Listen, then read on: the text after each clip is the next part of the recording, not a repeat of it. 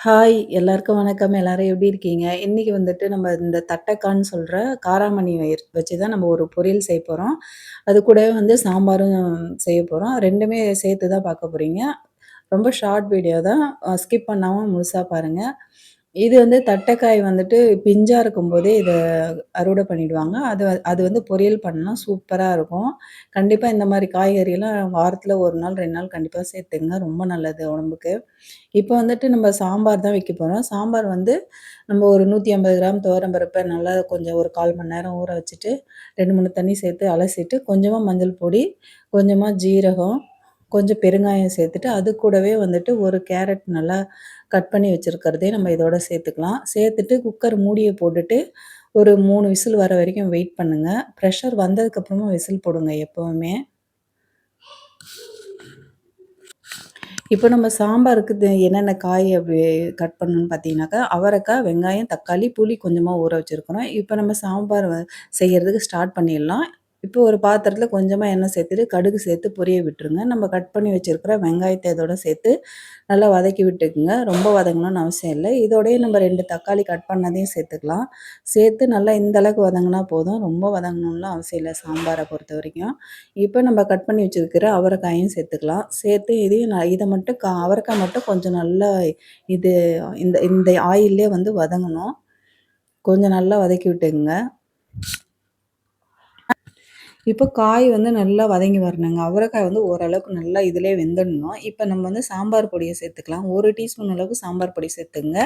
நான் வந்து குழம்பு மிளகாய் தூள் தான் சேர்த்துருக்கேன். ஒரே மிளகாய் தூள் தான் நான் எல்லாத்துக்குமே யூஸ் பண்றேன். இப்போ இதுக்கு தேவையான அளவுக்கு நம்ம தண்ணியும் சேர்த்துட்டு, சால்ட்டையும் சேர்த்துங்க. கல்லுப்பு சேர்த்து நல்லா மிக்ஸ் பண்ணி விட்டுட்டு, நம்ம இப்போ கரைச்சி வச்சிருக்கிற புளியும் இதோட சேர்த்துக்கலாம். எல்லாம் சேர்த்து ஒண்ணு சேர அப்படியே கொதிக்கட்டும். நம்ம அதுக்குள்ள இந்த பருப்பு வந்து எந்த அளவுக்கு வெந்திருக்கு பாருங்க. இத நம்ம ஒரு விஸ்க் வச்சு நல்லா கடைஞ்சு எடுத்துடலாம். கடைஞ்சு எடுத்துட்டு இதையும் நம்ம வந்து சாம்பார் நல்லா கொதி வந்ததுக்கப்புறம் நம்ம அதையும் சேர்த்து நல்லா கொதிக்க விட்டுடலாம். ஒரு 5 நிமிஷம் அந்த அளவுக்கு கொதிச்சா போதுங்க.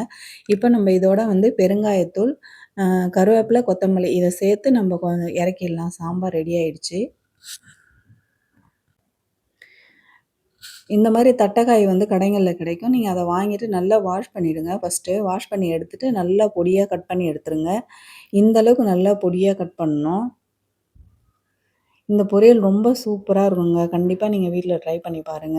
இப்ப நம்ம வந்து வாணல்ல கொஞ்சமா எண்ணெய் சேர்த்துருக்குறோம். அதிலேயே கடுகு சேர்த்து பொரிய விட்டுடலாம். கடுகு நல்லா பொரிஞ்சதுக்கு அப்புறமா வந்து நம்ம கொஞ்சமா கடலைப்பருப்பு, உளுத்தம் பருப்பு சேர்த்துருக்கோம். இத நல்லா 2ம் செவந்து வந்ததுக்கப்புறமா நாங்க நம்ம கட் பண்ணி வச்சிருக்கிற ஆனியனும் இதோட சேர்த்துக்கலாம். ஆனியனும் சேர்த்து நல்லா கொஞ்சம் வதக்கி விட்டுங்க. ரொம்ப வதங்கணும்னு அவசியம் இல்ல. அதிலேயே லைட்டா மஞ்சள் பொடி சேர்த்துட்டு, இப்ப நம்ம கட் பண்ணி வச்சிருக்கிற அந்த தட்டைக்காயும் சேர்த்து நல்லா வதக்கி விட்டுக்குங்க. ஓரளவு நல்லா வதங்கி வந்ததுக்கப்புறமா நம்ம வந்துட்டு இப்ப இதுக்கு தேவையான அளவுக்கு ரொம்ப தண்ணி சேர்க்க தேவையில்ல. லைட்டா தண்ணி சேர்த்தா போதும். சீக்கிரமா வெந்துரும் அது. இப்ப தண்ணி சேர்த்துட்டு லைட்டா அதுக்கு தேவையான அளவுக்கு உப்பு மட்டும் சேர்த்துங்க. உப்பு சேர்த்து கொஞ்சம் மூடிய போட்டு வச்சுருங்க. இதுக்கு இடையில வந்து நம்ம மிக்ஸி ஜார்ல ஒரு 2 பத்து அளவுக்கு தேங்காய், கொஞ்சமா ஜீரகம், 1 பச்சை மிளகாய், 1 பூண்டு சேர்த்து நல்லா கொர கொரப்பா அரைச்சு எடுத்துக்கலாம். இப்போ நம்ம இந்த மசாலாவ ஓரளவுக்கு கொர கொரப்பா அரைச்சு எடுத்துட்டு வந்தாச்சு. இத வந்துட்டு இப்ப காய் வந்து ஓரளவுக்கு நல்லா வெந்திருக்கும். சீக்கிரமாவே இது வெந்துரும் இந்த காய் உங்களுக்கு. அதனால இப்ப இதோட சேர்த்துக்கலாம் நம்ம. சேர்த்துட்டு மிக்ஸ் பண்ணி விட்டுருங்க. நல்லா கலந்து விட்டுருங்க.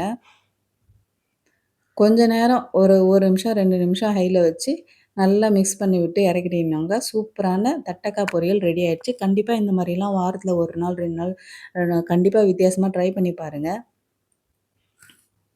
இந்த வீடியோ எப்படி இருந்ததுன்னு சொல்லிட்டு கமெண்ட் பண்ணுங்க. இந்த இந்த வீடியோ பிடிச்சிருந்தா லைக் பண்ணி ஷேர் பண்ணுங்க. எங்க சேனல அப்படியே சப்ஸ்கிரைப் பண்ணிக்கங்க. Thank you.